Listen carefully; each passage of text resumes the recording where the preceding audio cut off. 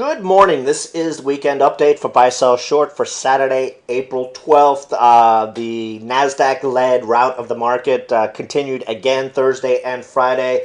Looked like we were going to possibly put in a bottom on Friday. We tried to push almost green after being down about 100 plus, but it was a Friday. Still a lot of fear. We've got Russia still out there threatening Ukraine, and it was just too much. I mean, can you blame anyone? We pretty much sat on our hands as well on Friday, not willing to take any risks going into the weekend, and we ended up seeing the market close almost at its lows. But, it's the leaders of last year that are just been taken to the woodshed right now. The high beta names, the bloated biotech stocks, any of the hot sectors we saw last year are bearing the brunt of the selling right now. And going into next week, we've got some possibilities that we will see some bottoming action, and we'll get to that in a little bit. But looking at the Dow Daily, we broke through that uptrend support. Next support, well, you know what? We held above 16K. If we can hold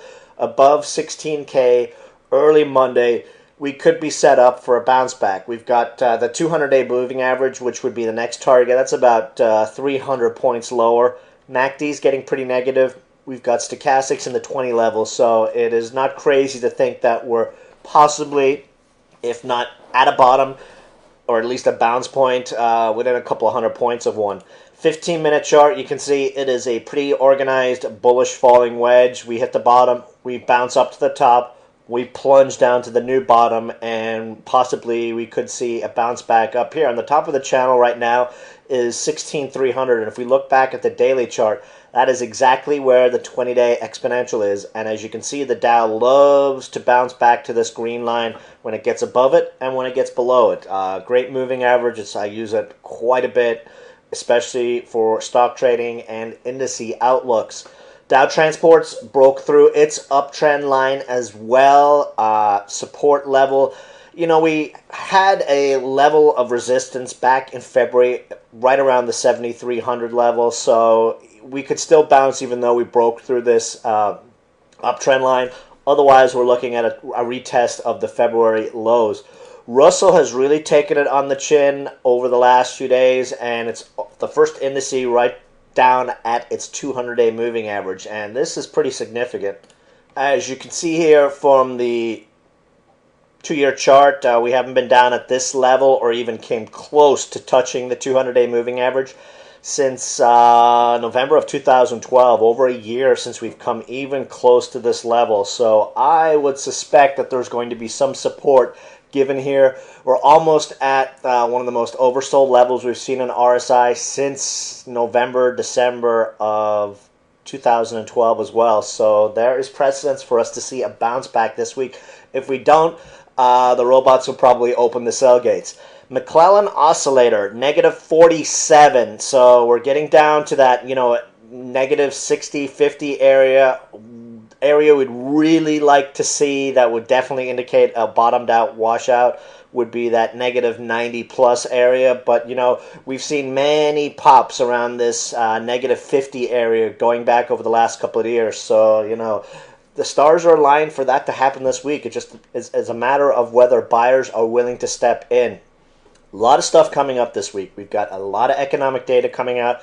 Earnings season kicks off in a big way. We've got GE, Johnson & Johnson, Goldman Sachs, et cetera, coming out with their earnings report this week. And, this sell-off has brought out the naysayers regarding earnings for the first quarter. So if we get any sort of positive news, that will be used as an excuse to bounce us back. Also, keep in mind, short week this week. Market is closed on Friday for Good Friday, so volumes will probably be very light this next week. So it's going to be really, really interesting. If the bulls can grow some balls this week, we could be set up for a nice little bounce. Now, one thing to keep in mind is the time of the year. It always seems over the last 4, 5, 6 years that April through May, almost every year, we have some sort of crisis come up that ends up selling the market off. Be it the teabaggers and their debt ceiling crises, or Japan tsunami or all these other things. You know, we've got the Ukraine issue that continues to bubble over. We've got the U.S. sending its missile defense destroyers into Russian waters in the Black Sea.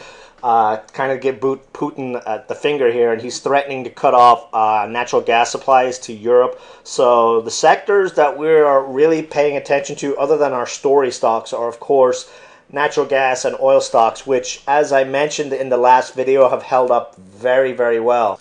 But anyway, let's jump into some stock plays. Talk about bad timing, but a couple of big positives came out of this. NTN, one of our new swing plays on Thursday, day early on the news, although I think whatever day we had done this, they probably would have done a financing. The volume that came in prompted them to do a financing, closed at 78 cents, 55 cents offering.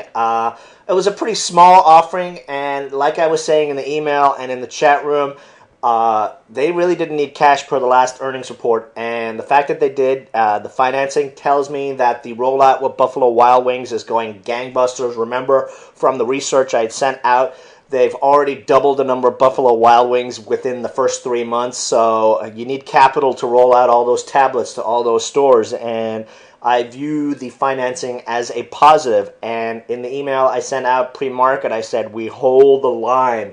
I know a lot of guys averaged down. There was a lot of panic out there. There was actually traders selling at 49 cents pre-market on Friday. Absolutely insane. Where did the stock close? 70 cents. Down 8 cents. Offering 55 cents, closed at 70 cents. Boy, do we know how to pick gem plays. You almost do not see it on the chart here, all the way back up. And guys that average down around the offering price at 55 cents, up on this play.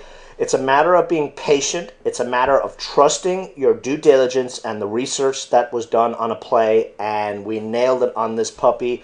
And, you know, very, very strong action on Friday. And the funny thing is, we talked about this very scenario a couple of days ago in the chat room regarding how when certain stocks do financings that they bounce big time on the financing day off that price that the financing's done at. Some recent examples would be CPRX, Plug did it 3 or 4 times, BLDP did it, and they end up rushing off to new highs shortly thereafter. These guys did a financing at 55 cents, closed at 70 cents. Very, very, very bullish is how I would view that. Another strong play for us on Friday was Mad Catz. I mean, look at the strength this puppy showed. Mad Catz, as I mentioned in the last video, is not acting like it's acted for quite a while. There's some underlying strength out there, which is no surprise, really. These guys are in bed with Amazon. Their Apple controller is about to get announced and launched anytime within the next 2 weeks, and the stock is still sitting here in the 50-60 cent area. Breakout 65 cents. If we go back and look at a 1-year chart, you can see that 65 cents is pretty significant breakout area. We get a break of that on Monday, and we're looking at 75 to 80 cents on this stock. So even though we are sitting high cash, our swing plays are working great. One of our other swing play, patient plays, PTN, out of the blue, late on Friday, boom! I mean, this was treading water, and then late in the day, shot all the way up to $1.30. Nice little close on it. We are still in this stair-stepper formation. Perhaps news got leaked that our partner deal is going to be announced next week. That would be great. 130 breakout. 143, 150 target. So be looking for that 130 break for a possible entry on Monday. Stops 122 on a scalp ad for that move. Extreme negative MACD for the 3rd time, which has happened each time before this stock has gone on a big move. So we are looking very, very nice going into next week here. Last but not least, DEJ. We have a monster event upcoming on Thursday. They are holding an investors update call to hopefully give us some monster news. You don't hold a special conference call like this unless you've got some news to announce. Flag formation here. It keeps piping up to that 28-29 cent level. 30 sets it free for a move to 40 to 50 cents. I'm still very surprised that this stock is not trading at 50 cents yet. It's just a matter of when, not if, though, in my opinion. We are about to get a positive MACD cross. Stochastics up through 50. Natural gas and oil prices have been going up. The House Energy Committee, or the Senate one, is pushing to expedite natural gas exports to Europe, which is going to mean a rush on U.S. natural gas assets. We had a golden cross on the daily chart a couple of weeks ago.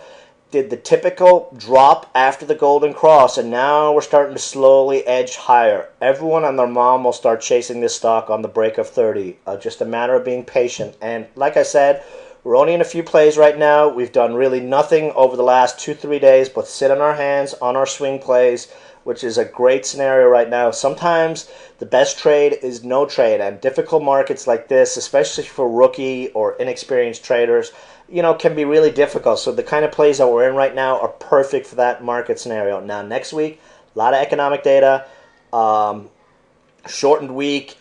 Everyone and their mom is extremely bearish right now, and usually when everyone rushes to one side of the boat, the market tends to flip to the other side. So we got to be mindful of that and keep a really close eye on it. So that's it for the video, guys. Any questions, shoot me an email.